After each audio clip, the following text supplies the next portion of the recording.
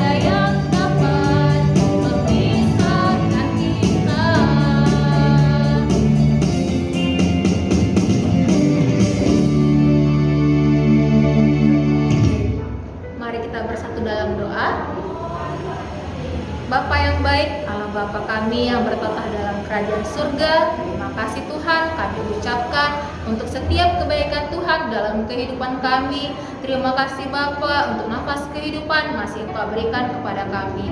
Bapa, terima kasih juga kami ucapkan penyertaan Tuhan, perlindungan Tuhan sepanjang malam hingga membangunkan kami di pagi hari ini untuk memulai aktivitas kami. Bapak, sebentar kami akan melaksanakan kebaktian Bapak, kiranya Engkau memberkati dari awal, pertengahan, hingga pada akhirnya.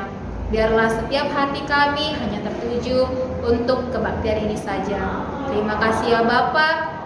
Bapak, kami adalah manusia yang tidak luput dari segala dosa dan pelanggaran. Kami mohon ampun untuk setiap pelanggaran yang kami lakukan, supaya kami layak menerima berkat daripadamu. Inilah kami anak-anakmu, di dalam nama Tuhan Yesus Kristus kami berdoa dan mengucap syukur. Amin. Sebelum kita mendengarkan sebagian daripada firman Tuhan, mari kita angkat satu lagu pujian dengan judul Semua Baik.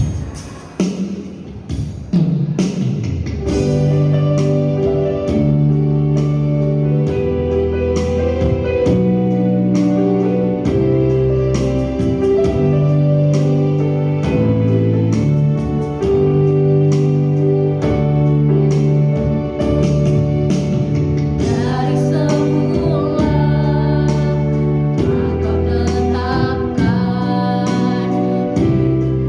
hidupku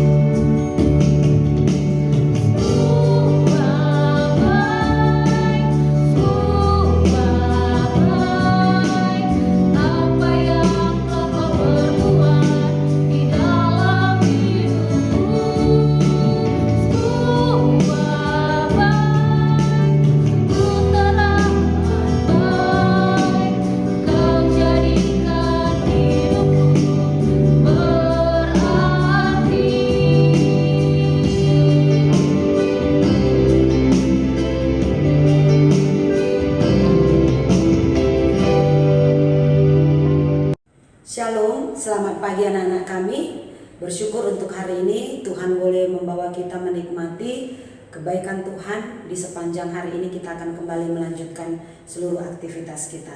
Namun kita datang kepada Tuhan dan kita tadi sudah memuji Tuhan. Kita saatnya akan mendengarkan firman Tuhan.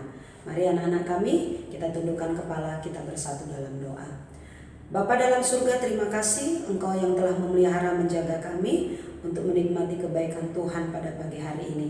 Hantar kami Tuhan, di dalam kami boleh akan membaca dan merenungkan firman-Mu. Kiranya Tuhan Yesus yang akan menolong, menuntun kami, sekalipun kami melakukannya secara online. Tetapi biarlah belas kasihan Tuhan menolong kami agar kami dapat mengikuti kebaktian ini dengan sungguh-sungguh mengarahkan hati kami hanya kepada Tuhan. Terima kasih Bapa, di dalam nama Tuhan Yesus kami berdoa dan kami bersyukur. Amin. Baik anak-anak kami, kita akan membaca firman Tuhan yang diambil dari Injil Markus pasal yang ke-7 ayat 1 sampai dengan ayat 23. Tetapi Ibu Dewi hanya akan membaca dari ayat yang ke-14 sampai dengan ayat yang ke-23. Demikian firman Tuhan, Markus 7 ayat 14 sampai dengan ayat 23. Lalu Yesus memanggil lagi orang banyak dan berkata kepada mereka, "Kamu semua dengarlah kepadaku dan camkanlah. Apapun dari luar yang masuk ke dalam seseorang tidak dapat menajiskannya. Tetapi apa yang keluar dari seseorang, itulah yang menajiskannya. Barang siapa bertelinga untuk mendengar, hendaklah ia mendengar." Ayat 17, sesudah ia masuk ke sebuah rumah untuk menyingkir dari orang banyak, murid-muridnya bertanya kepadanya tentang arti perumpamaan itu. Maka jawabnya, "Apakah kamu juga tidak dapat memahaminya? Tidak tahukah kamu bahwa segala sesuatu dari luar yang masuk ke dalam seseorang tidak dapat menajiskannya? Karena bukan yang masuk ke dalam hati tetapi ke dalam perutnya, lalu dibuang di jamban. Dengan demikian ia menyatakan semua makanan halal." Katanya lagi, "Apa yang keluar dari seseorang, itulah yang menajiskannya. Sebab dari dalam, dari hati orang, timbul segala pikiran jahat, percabulan, pencurian, pembunuhan, perzinahan, keserakahan, kejahatan, kesombongan, kelicikan, hawa nafsu, iri hati, hujat, kesombongan, kebebalan. Semua hal-hal jahat ini timbul dari dalam dan menajiskan orang." Ya, demikian jauh pembacaan firman Tuhan. Tema kita pada pagi hari ini adalah integritas. Ya, anak-anak kami, mungkin beberapa anak-anak kami sudah cukup paham, khususnya di kelas-kelas SMA. Mungkin Ibu yakin kamu sudah mengerti arti dari istilah integritas. Tetapi tidak menutup kemungkinan juga anak-anak yang di SMP dari kelas 7, kelas 8 ya bisa mengerti, memahami arti integritas ya. Arti integritas adalah bertindak secara konsisten antara apa yang dikatakan dengan tingkah laku atau sikap seseorang sesuai dengan nilai-nilai yang dianut. Dalam hal ini berhubungan dengan kode etik atau peraturan-peraturan di dalam sebuah komunitas. Apakah itu di lingkungan rumah, di lingkungan sekolah, di lingkungan pekerjaan, atau juga di lingkungan masyarakat. Nah, ini adalah bagian dari kehidupan yang dijalani manusia secara sosial. Bahkan integritas itu juga melekat kepada diri seseorang, ya, melekat kepada nilai-nilai pribadi seseorang. Nah, anak-anak kami, inilah yang menjadi pengertian dari integritas, bahwa apa yang dilakukan itu jugalah, apa yang diucapkan itu jugalah yang akan dilakukan atau yang akan ditunjukkan oleh seseorang ketika dia menegang teguh di dalam segala prinsip-prinsip yang ada di dalam pemahamannya. Nah, anak-anak kami, berdasarkan teks firman Tuhan yang tadi sudah kita baca ya, kita melihat bagaimana Tuhan Yesus ya sangat marah ya dikatakan tadi di ayat 14, lalu Yesus memanggil lagi orang banyak dan berkata kepada mereka, kamu semua dengarlah kepadaku dan camkanlah ini. Artinya adanya satu kerinduan, keinginan dalam diri Yesus agar orang-orang yang saat itu benar-benar memberikan perhatian, memberikan hati, memberikan diri untuk mendengar dan sungguh-sungguh paham apa yang mau Yesus katakan. Camkanlah ini, artinya ada menunjukkan satu penegasan untuk orang-orang yang saat itu diajak oleh Tuhan Yesus untuk mendengarkan tentang pengajaran Yesus. Benar-benar mari, berikan pikiranmu, berikan hatimu, berikan dirimu agar kamu mengerti apa yang ku katakan di dalam pengajaranku saat ini. Jelas di dalam bacaan-bacaan itu tadi anak ibu, Tuhan Yesus mengatakan bahwa apa yang keluar, ya, apa yang masuk ke dalam diri manusia itu tidak menajiskan, tetapi apa yang keluar dalam diri manusia itulah yang menajiskan. Nah, ini jelas memberikan satu pengertian bagaimana Tuhan Yesus berharap, ya, Tuhan Yesus ingin, ya, orang-orang itu mengerti apa yang dimaksud dengan apa yang keluar, apa yang masuk ke dalam diri manusia itu tidak menajiskan, tetapi apa yang keluar dalam diri manusia itulah yang menajiskan. Nah, anak-anak kami, kalau dilihat dari apa yang Tuhan Yesus katakan di ayat yang ke-18, maka jawabnya, apakah kamu juga tidak dapat memahaminya? Ketika murid-murid Tuhan Yesus bertanya tentang istilah atau statement Tuhan Yesus tersebut, tidak tahukah kamu bahwa segala sesuatu dari luar yang masuk ke dalam seseorang tidak dapat menajiskan, ya. Segala sesuatu dari luar yang masuk ke dalam seseorang tidak dapat menajiskannya. Karena dalam ayat 19, karena bukan masuk ke dalam hati tetapi ke dalam perut lalu dibuang ke jamban. Ya, kita tahu artinya di sini maksudnya, ya, nah ibu, bahwa adakah seorang manusia memasukkan makanan ke dalam mulutnya, ya, sesuatu yang kotor, sesuatu yang tidak layak dimakan? Adakah? Ibu rasa hanya orang gila di pinggir jalan sana, ya anak ibu, yang bisa memasukkan makanan yang sudah bau, ya, makanan yang sudah tidak lagi ada rasanya, apalagi udah bau, pasti nggak akan ada rasanya, ya. Itu kenapa dimasukkannya, ya? Karena memang manusia secara, walaupun dia orang sakit jiwa sekalipun, secara natur dia membutuhkan tenaga di dalam dirinya. Manusia membutuhkan kekuatan di dalam dirinya. Yaitu makanya orang gila yang kita lihat di pinggir jalan sana, sekalipun memang, ya, yang dia cari di tempat-tempat tong sampah itu adalah makanan-makanan yang sudah busuk, makanan-makanan yang sudah bau, tetapi karena ada dorongan rasa lapar di dalam tubuhnya, ya, makanya itu akan masuk ke dalam akan dikonsumsinya untuk menjadi sumber tenaga baginya. Nah, kita tahu kalau kita manusia normal, apakah kita mau makanan-makanan yang sudah busuk?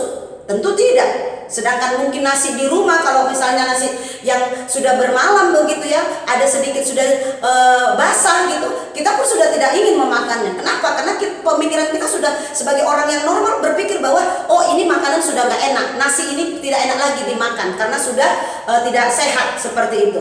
Nah, anak-anak kami, kenapa orang gila sana bisa memakan itu? Ya, karena dia tahu sebagai manusia dia membutuhkan energi, dia membutuhkan tenaga, ya, sehingga dia tidak akan peduli makanan itu apakah bau, apakah layak, dia tidak peduli. Yang penting dia makan. Nah, anak-anak kami, bahwa di dalam teks yang tadi kita baca jelas Tuhan yang maksudkan adalah yang masuk ke dalam tubuh manusia itu jelas tidak ada yang menajiskan, ya, tidak ada yang tidak baik, ya, semuanya baik. Makanya dikatakan halal, ya. Makanya disebut itu makanan yang halal, yang tidak ada gangguan dari hal apapun, ya, termasuk untuk kesehatan kita. Kecuali tadi Ibu Dewi bilang, orang yang sakit jiwa, orang gila yang kita temui di pinggir-pinggir jalan sana, anak-anak kami, pasti dia akan mengkonsumsi atau memakan makanan yang memang sudah tidak layak untuk dimakan oleh manusia-manusia yang pada umumnya normal, seperti itu. Tetapi kita yang normal, kita yang waras, ya, yang punya akal masih sehat, kita pasti akan memilih makanan-makanan yang sehat yang bisa menolong pertumbuhan dari jasmani kita, kesehatan kita, memperbaiki kondisi tubuh kita seperti itu ya. Nah, tapi bagaimana dengan apa yang Tuhan maksudkan di sini anak ibu, bahwa di dalam ayat 19 tadi, karena bukan masuk ke dalam hati tetapi ke dalam perutnya lalu dibuang ke jamban. Dengan demikian ia menyatakan semua makanan itu halal. Itulah artinya yang tadi Ibu Dei jelaskan, bahwa makanan itu yang bagi manusia normal dia akan memakannya dengan nyaman saja. Kenapa? Karena memang dia pikir makanan itu sehat untuk menolong dia supaya semakin lebih sehat tubuhnya seperti itu ya. Tetapi di ayat yang ke-20 Yesus berkata, katanya lagi, apa yang keluar dari seseorang itulah yang menajiskan. Apa yang keluar dari seseorang itulah yang menajiskan. Nah, terkait dengan tema kita anak-anak kami ya, tema kita adalah integritas ya, adanya kecocokan, adanya keseimbangan antara perkataan, antara ucapan dengan apa yang kita lakukan, dengan apa yang kita perbuat ya.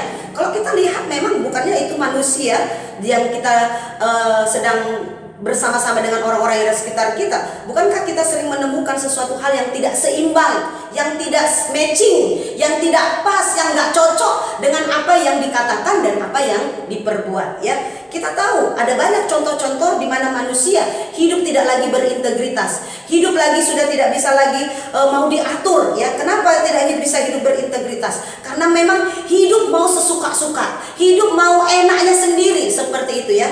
Bagaimana manusia bisa hidup berintegritas? Jelas, ketika manusia jatuh ke dalam dosa, manusia sudah hanya memikirkan segala sesuatu hanya untuk kepentingan diri sendiri. Manusia hanya memikirkan apa yang enak menurut dia.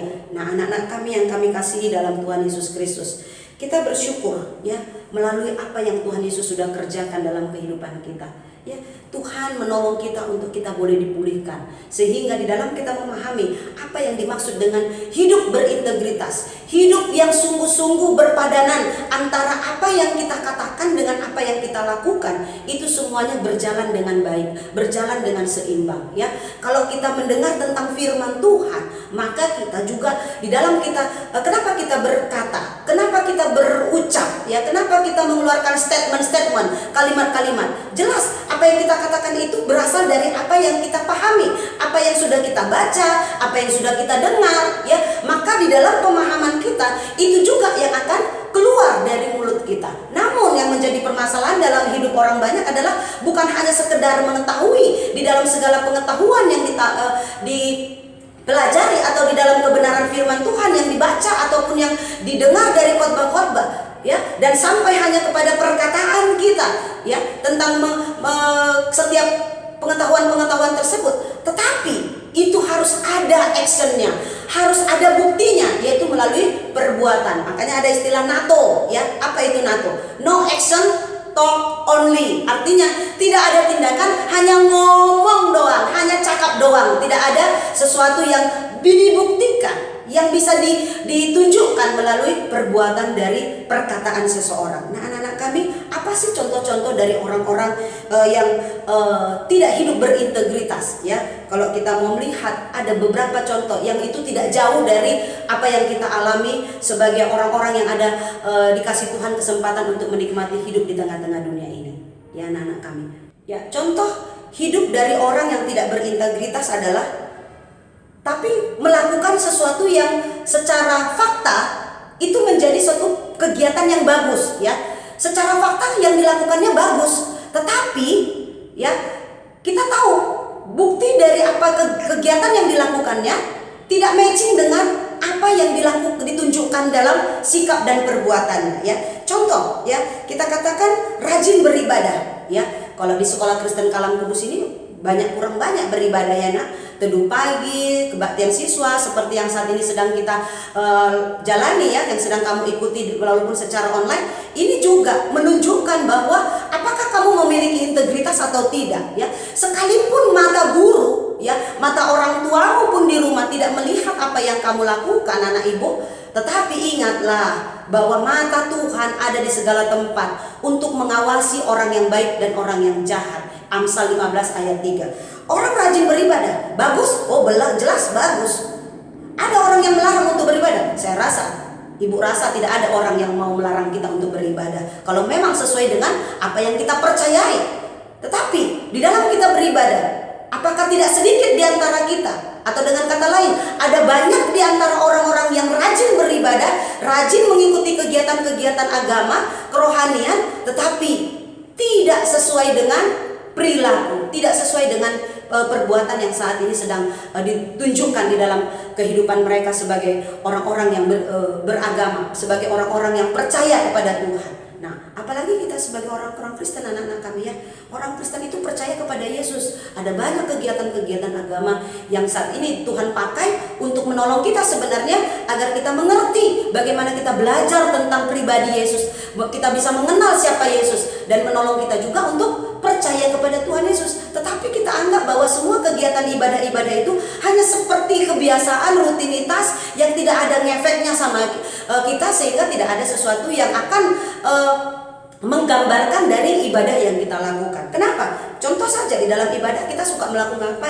ya? Kalau secara online mungkin ya kamu tidak ada yang tahu ya, yang tidak ada yang melihat apa yang kamu lakukan. Tapi secara sebelum masa pandemi, waktu masih kita dikasih kesempatan oleh Tuhan mengikuti ibadah secara tatap muka, ada banyak orang-orang yang di gereja itu ya dia beribadah badannya di gereja, tetapi yang dipegang HP. Apakah memang kalau benar di dalam dia memegang HP adalah tujuan untuk mencatat khotbah-khotbah yang disampaikan oleh pendeta-pendeta, masih syukur. Tapi ternyata pegang HP hanya untuk mencari WA, menchatting, buat status di Facebook, atau melihat gambar-gambar teman seperti itu, atau melihat sesuatu yang pikirnya dia rasa bosan untuk mendengarkan khotbah. Nah, anak-anak kami itu sering dilakukan oleh orang-orang ketika beribadah. Apalagi yang di masa pandemi ini. Wow, Ibu Dea yakin semakin banyak orang sudah jauh daripada Tuhan. Semakin banyak orang yang sudah menentang dari apa yang Tuhan kehendaki. Ya, di masa online ini, di masa pandemi ini, justru kita diingatkan sebenarnya oleh Tuhan. Mari dekatkan diri kita kepada Tuhan.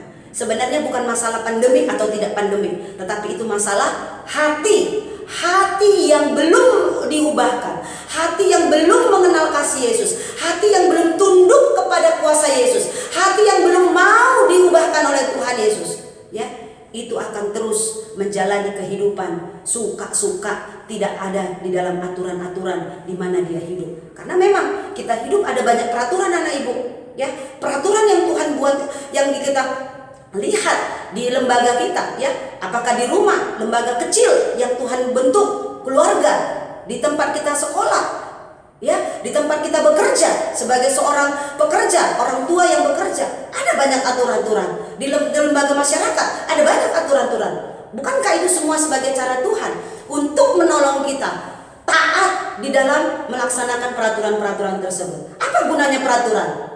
Tujuannya adalah untuk menolong kita supaya lebih baik, hidup kita lebih tenang, dan di dalamnya kita bisa saling menghargai keberadaan orang satu dengan yang lainnya. Itulah tujuan aturan, dan kita tidak akan pernah dituduh jikalau kita melakukan setiap peraturan dengan sungguh-sungguh mentaati dan memahami bahwa peraturan Tuhan pakai untuk mendorong kita supaya kita hidup dalam damai sejahtera, sukacita yang diberikan oleh Tuhan. Nah, itu di dalam ibadah, anak-ibu. Bagaimana dalam konteks yang lain? Dalam belajar, rajin ke sekolah. Ya, kalau dulu sebelum masa pandemi, anak-anak pasti ke sekolah, ya.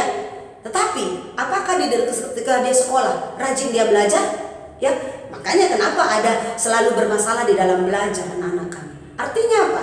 Kamu memang datang ke sekolah, tetapi hatimu nggak kamu berikan untuk mengikuti pelajaran. Ya, kamu datang ke sekolah, bergaul dengan guru, bergaul dengan temanmu, tetapi hasil yang kamu dapat tidak ada. Ini bukan sesuatu yang berintegritas ini. Inilah orang-orang yang tidak berintegritas. Rajin ke sekolah, tetapi di dalam melaksanakan dan mengerjakan tugas-tugas yang dipercayakan oleh guru-guru, semuanya banyak yang tidak selesai, ya.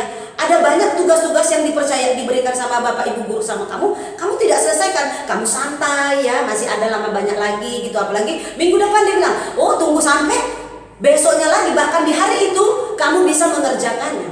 Kenapa? Selama 1 minggu yang diberikan oleh guru untuk kamu mengerjakan tugas-tugas itu, kamu anggap sepele, kamu tidak menggunakan waktumu dengan baik. Nah, anak-anak kami itu jelas sangat tidak berintegritas. Hidup orang yang suka-suka itu ya, orang yang tidak mau diatur, orang yang tidak mau melakukan segala sesuatu sesuai dengan apa yang sudah diperintahkan di dalam peraturan-peraturan yang sudah ditentukan ya. Sehingga apa? Nilai di dalam hasil belajar semakin hari semakin menurun. Nah, anak-anak kami itu di dalam belajar, apalagi waktu kita waktu di tatap muka, apalagi waktu masa PJJ ini anak ibu. Bukankah banyak di antara anak-anak kami masih kurang aktif di dalam mengikuti pembelajaran? Google Meet, gurumu sampai harus bermenit-menit, 10, 15 sampai 20 menit bahkan setengah jam untuk mengumpulkan kamu untuk join di dalam Google Meet. Artinya apa, Nak Ibu? Kamu memang di share guru ya, Google Form-nya untuk daftar hadir. Tetapi kamu hanya bilang aja hadir ya. Kamu hanya mengetik hadir saja. Tetapi hatimu tidak hadir. Ya. Kamu tidak bisa mengikutinya seperti itu. Apalagi kalau ada dibilang Google Meet. Ya, kalau Ibu Dewi memang rajin Ibu Dewi untuk Google Meet dalam pembelajaran yang Ibu lakukan di kelas yang dipercayakan sama Ibu Dewi di kelas 7 terutama ya. 7A, 7B, 7C dan juga untuk 7 Andreas, 7 Tadeus ya. Itu rajin Ibu membuat Google Meet. Kenapa? Karena bagi Ibu Dewi kamu perlu hadir ya. Kamu bukan hanya mengetik tanganmu ini untuk mengetik hadir di Google Form, tetapi Ibu Dewi mau anak-anak harus hadir, terlibat di dalam pembelajaran itu juga. Ya anak-anak kami, mari kita melihat hidup yang berintegritas itu perlu perjuangan anak ibu. Tapi perjuangan harus diawali dengan apa?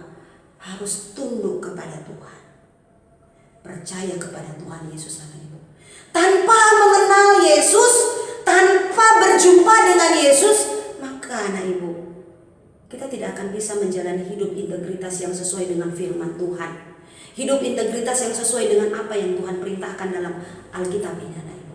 Ya, kita mau ya, belajar dari kesalahan. Kalaupun ada sesuatu yang salah yang selama ini kita lakukan di dalam kegiatan-kegiatan yang kita jalani di sepanjang kehidupan kita anak ibu, bukan berarti kita tidak mempunyai kesempatan di dalam kita mau mengalami perubahan.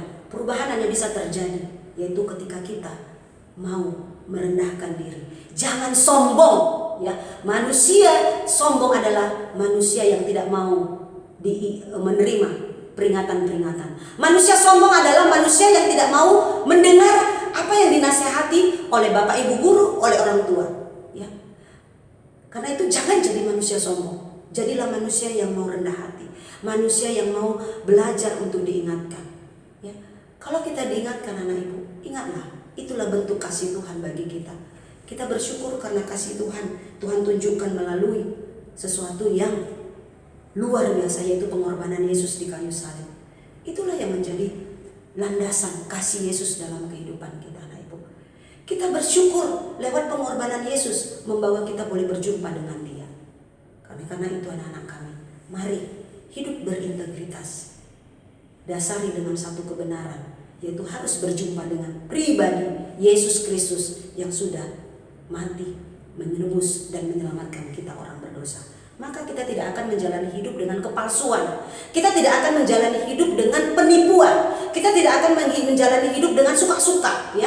Contoh kita maunya nyaman, tetapi kita untuk berusaha bagaimana menciptakan kenyamanan itu kita nggak ada berusaha gitu. Kita hanya mengharapkan orang lain saja yang menciptakan kenyamanan supaya kita nyaman, tetapi kita sendiri nggak berusaha bagaimana suasana itu bisa nyaman ya, sesuai dengan kenyamanan yang benar berdasarkan firman Tuhan. Jangan ketika orang berdosa kita nyaman juga untuk berbuat dosa. Itu bukan nyaman namanya. Ya udah dia berdosa, ya orang lain aja berdosa, ya aku pun bisa berdosa. Itu namanya bukan nyaman yang benar. Nyaman yang benar adalah karena ketika segala sesuatu bisa kita pertanggungjawabkan dengan cara yang benar ya. Kalau kita mengharapkan kenyamanan di sekeliling kita, mari ciptakan. Kita pun harus ada upaya di situ. Kita pun harus punya andil di situ. Agar apa? Agar kehidupan kita bisa menjadi berkat bagi orang-orang yang di sekitar kita. Nah, anak-anak kami, mari alaskan segala pemahamanmu ketika kamu dibentuk, dipercayakan oleh Tuhan melalui Sekolah Kristen Kalam Kudus. Ada banyak anak ibu. Kesempatan kamu untuk dididik di tempat ini bukan saja ilmu pengetahuan, tetapi dasar-dasar kerohanian, iman tentang Kristus itu membawa kamu bisa berjumpa dengan pribadi yang mengasihi hidupnya. Kenapa? Karena Yesus mengasihi kita melalui hidupnya yang diserahkan untuk menebus dan menyelamatkan kita orang-orang berdosa. Sehingga Tuhan akan menolong kita hidup berintegritas, menjalani hidup sesuai dengan apa yang menjadi dasar dari firman Tuhan, apa yang menjadi kehendak Tuhan dalam kehidupan kita. Kiranya firman Tuhan pagi hari ini menolong kita semua. Amin. Kita bersatu dalam doa. Terpujilah Engkau Tuhan Allah yang mengasihi kami. Kami bersyukur pagi hari ini kami boleh mendengarkan firman Tuhan. Arahkan hati kami Tuhan agar hidup kami boleh melakukan apa yang berkenan di hadapan Tuhan. Terlebih lagi anugerahkan kami Tuhan untuk kami boleh berjumpa dengan pribadi yang mengasihi kami, yaitu Yesus Kristus yang telah menebus dan menyelamatkan kami orang-orang berdosa. Terima kasih Bapa, ini doa kami. Tuhan Yesus yang memimpin dan mengarahkan hidup kami di sepanjang hari ini. Di dalam nama Tuhan Yesus kami berdoa dan kami bersyukur. Amin. Baik anak-anak kami, selamat pagi. Tetap semangat. Tuhan Yesus memberkati kita semua. Shalom.